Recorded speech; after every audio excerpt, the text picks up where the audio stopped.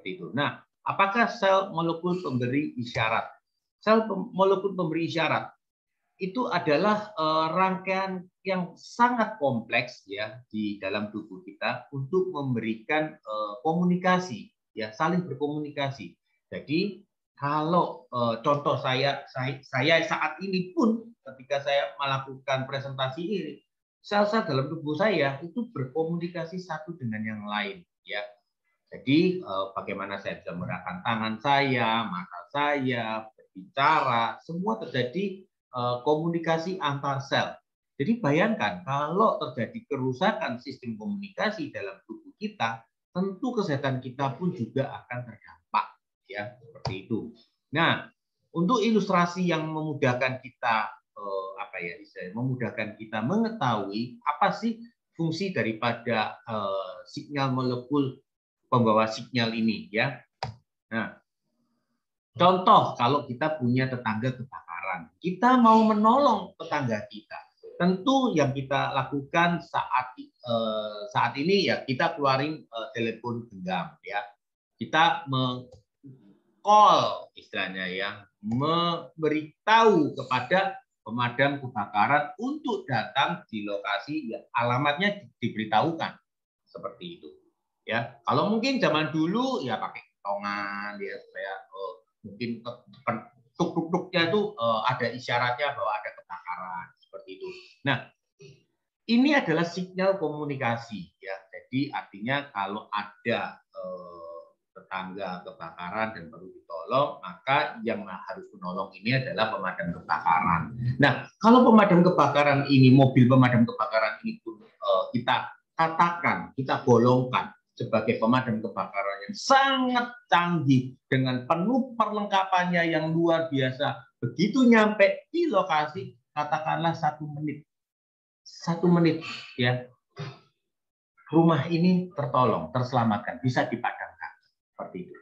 Tetapi sekarang kalau pertanyaannya adalah pemadam kebakaran ini tidak mendapatkan sinyal informasi dan tidak tahu di mana lokasi kebakarannya, pemadam kebakarannya bergerak atau enggak. Pemadam kebakarannya akan diam saja di lokasinya. Dia tidak akan bergerak menuju ke tempat rumah yang membutuhkan pertolongan. Nah, itulah yang terjadi di dalam tubuh kita, ya. Di mana kita mengkonsumsi produk-produk yang sangat luar biasa, sangat hebat, ya, vitamin, mineral, antioksidan yang paling top pun itu pemadam kebakaran, ya. Itu adalah mobil pemadam kebakaran. Kalau tidak ada sinyal yang membawakan, ya, istilahnya nutrisi yang hebat ini ke tempat-tempat yang membutuhkan, ya, terbuang begitu saja nanti, ya, tidak akan optimal nutrisi. Nah, itulah mengapa begitu hebatnya, ya, molekul sinyal pembawa sel di dalam tubuh kita, bagaimana dia berfungsi, ya.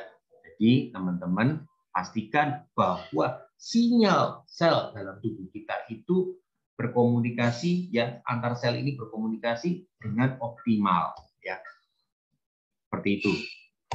Nah, saya juga memberikan ilustrasi tentang sebuah rumah. Kalau rumah ini masih baru, ya, maka semua peralatannya masih berfungsi normal, ya. Komunikasinya masih bagus ini antar apa ya, bagian-bagian.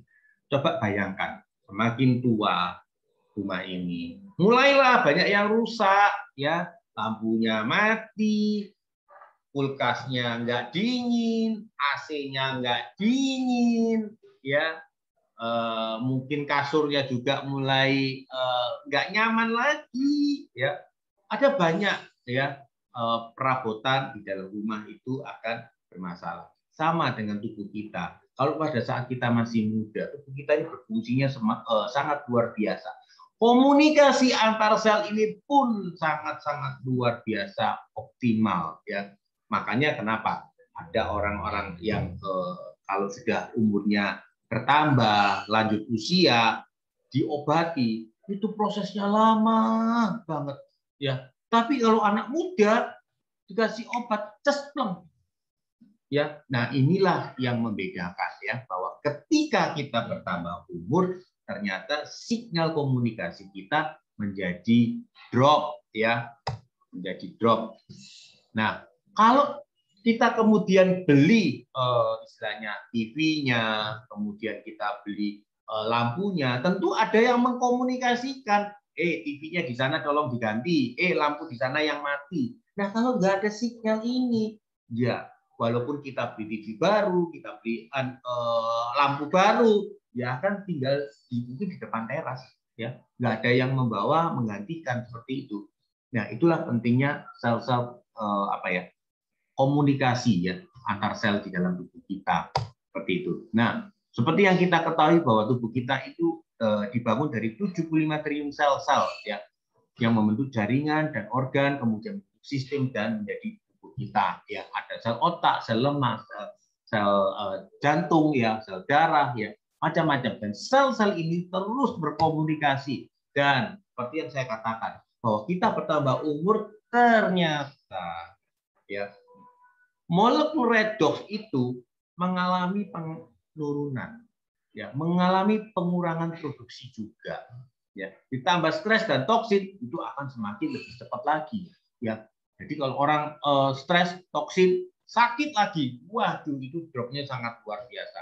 Ya, komunikasinya sangat lambat dan tidak efektif. Ya, jadi kita harus menjaga bagaimana komunikasi ini selalu terjadi dengan optimal supaya apa? Kesehatan kita bisa tercapai